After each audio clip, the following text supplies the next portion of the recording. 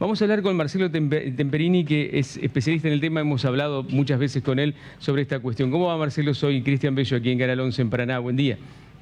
¿Cómo va, Cristian? Buen día, un gusto Bien. saludarlos. Perdón, el doctor Marcelo Temperini debería haber dicho, porque es abogado y está especializado en este tema, trabajando hace años. Eh, Somos medio ingenuos, ¿no?, a la hora del manejo de los datos privados, los argentinos o los ciudadanos en general. Sí, no es algo que podamos decir que pasa solo en Argentina, sino que pasa a nivel mundial, porque la protección de datos es un fenómeno que sobre todo en la parte europea, la Unión Europea tienen una normativa mucho más rigurosa, más exigente que la nuestra, que precisamente apunten porque estamos en una sociedad de la información en donde el negocio está en los datos.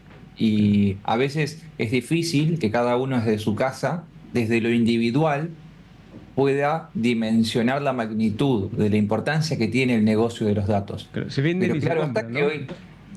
Y claro, pero fíjate que las empresas que más cotizan en bolsa, o las empresas, digamos, que de mayor valor que tienen hoy a nivel mundial, sus servicios no pasan por el cobro de algo económico. Digo, si vos pensás en Google o pensás en Meta, digo que el Meta, para los que no lo saben, es el dueño de Facebook, es el dueño de Instagram, es el dueño de WhatsApp.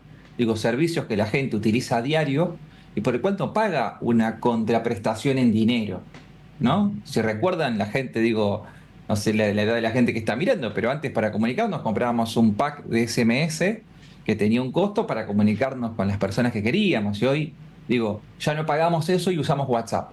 Ahora, nada es gratis. Y entonces lo que tenemos que empezar a entender es que nosotros estamos haciendo un negocio con nuestros datos personales. Y este día, un poco lo que llama es a la reflexión o un llamado de conciencia, a tener en cuenta un poco la privacidad de nuestros datos o hasta qué punto estamos entregando datos a cambio de bienes y servicios. ¿Y en qué situaciones, Marcelo, entregamos datos? ¿Cuándo? Cuando completamos un formulario por una tarjeta de crédito, ¿estamos confiando en alguien, pero estamos exponiendo nuestros datos, o en ese caso hay seguridad? Cuando en todo momento, digo, por un lado, cuando entramos a una red social, Ajá. entramos poniendo no solamente nuestro documento o nuestro correo electrónico y fotos, sino que eso es como para entrar, para crearnos un usuario, pero después constantemente, digo, a través de las historias, a través de cada mensaje que mandás por WhatsApp, todo eso son datos nuestros que va alimentando esa base de datos que ellos tienen y que el negocio está clarísimo, que es ofrecer publicidad dirigida.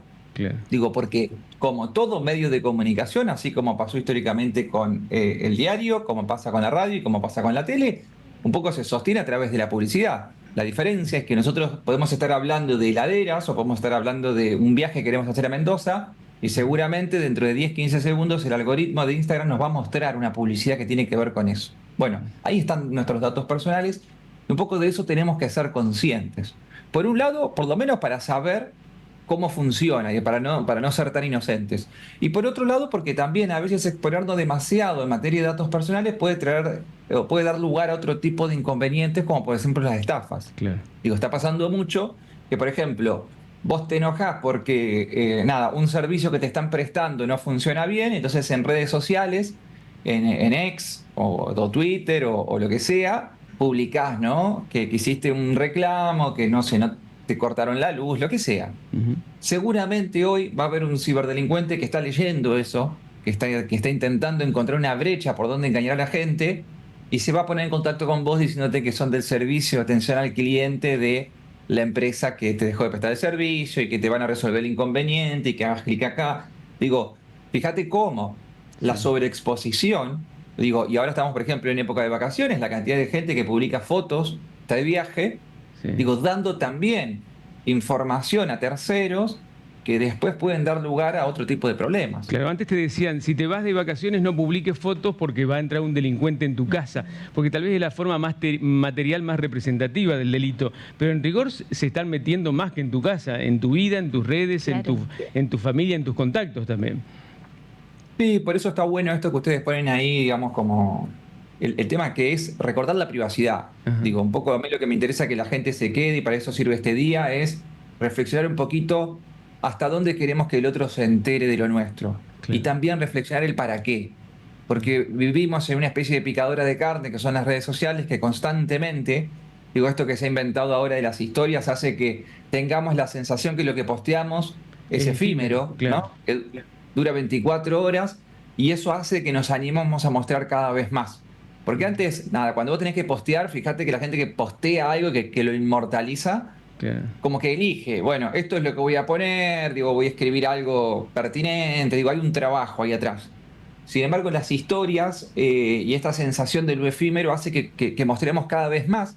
Sí. Y sobre todo para aquellos que estén en contacto con los más chicos, el tema hasta qué punto este proceso de mostrar nuestra vida está haciendo algo que alimenta la construcción de la identidad de las personas, que es algo peligroso. También. Es algo peligroso porque cuando nos exhibimos tanto, también recibimos, digamos, hay más gente que opina de todo, desde Sí, las sí, zapatillas que tenemos, de lo que comemos, sí. etcétera. Estamos asistiendo ya un par de generaciones que nacieron en las redes sociales, Sí. que van a crecer con fotos desde el momento mismo en que llegaron al mundo, ¿no? Desde el parto en adelante. Marcelo, Sí. ¿cuáles son las razones más comunes por las que la gente consulta a un abogado especialista en derecho informático?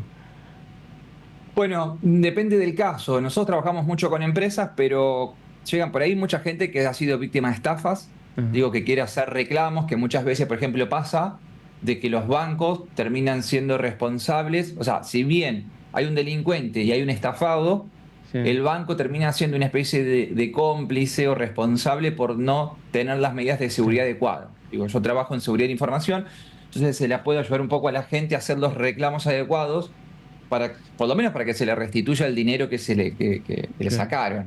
Este tema de los datos personales, yo lo relaciono mucho con lo que pasa con defensa del consumidor, porque, como te decía hoy, cuando uno lo ve desde lo individual parece casi insignificante, pero en lo masivo tiene mucha importancia. Yo le recomiendo mucho a la gente, si tiene algún tiempo y a la noche dice no sabe qué ver en Netflix, miren un documental que se llama Nada es privado, que cuenta una historia real de lo que pasó en Estados Unidos, que se los resumo brevemente. Es el caso de Cambridge Analytica, en donde un desarrollador exponía una aplicación que era para saber qué tan inteligente sos. Entonces te hacía preguntas para medir tu nivel de coeficiente intelectual.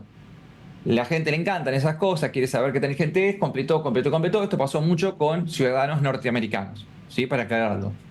El que recopiló todos esos datos, que en la política de privacidad decía que los iba a poder vender, se lo vende a una empresa de marketing político. Esa empresa procesa esos datos y de acuerdo a las respuestas puede definir en su momento, estamos hablando de las elecciones anteriores de Trump, quién iba a votar a Trump, quién iba a votar a Hillary Clinton. Y descarta eso y se concentra en toda la población que no tenía definido a quién iba a votar. Y a esa población se la bombardeó con noticias falsas para poder orientar el pensamiento electoral de esas personas. Fíjense, y todo esto tiene que ver con datos personales. Claro, y con una aplicación supuestamente inocente o que no estaba vinculada de ninguna manera a la política, ¿no? Por eso en la Argentina, un poco para hablar sobre los derechos a los datos personales, nuestra Constitución Nacional garantiza el habeas data, que es, yo quiero saber qué datos tenés vos sobre mí. Claro. Cualquier ciudadano o ciudadana en Argentina tiene el derecho a saber qué datos tiene la empresa o esa persona sobre vos. Eso de forma gratuita.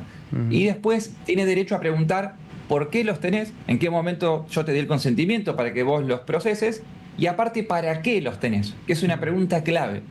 Claro. ¿Con qué finalidad vos tenés esos datos ahí en esa base? Eso se reactualizó ahora cuando apareció la inteligencia artificial de WhatsApp, digamos, que de alguna manera también está metiéndote, obligándote tal vez a hacer uso de un servicio que casi de manera involuntaria, ¿no?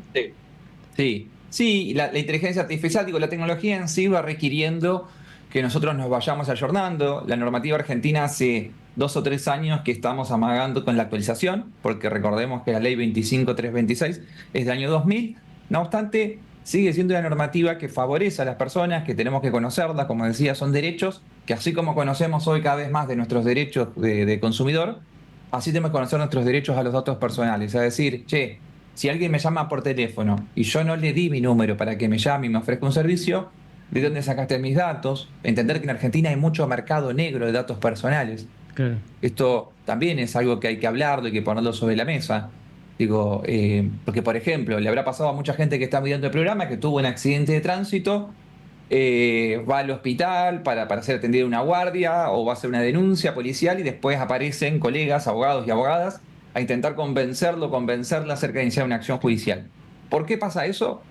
Porque hay un mercado negro de los datos personales, porque alguien en ese hospital, en esa clínica o en esa comisaría le vendió los datos personales tuyos a alguien. Claro. De la forma más tradicional y más antigua, si se quiere, ¿no? Pero también son datos personales. Marcelo, como siempre, clarísimo, un gusto charlar con vos y seguramente van a surgir más preguntas de la gente porque el tema involucra a todos. De alguna manera u otra, en algún momento hemos sido tocados por esto. Muchas gracias una vez más por tu atención. No, por favor, un gusto. Gracias. Nos vemos. El doctor Marcelo Temperini es abogado.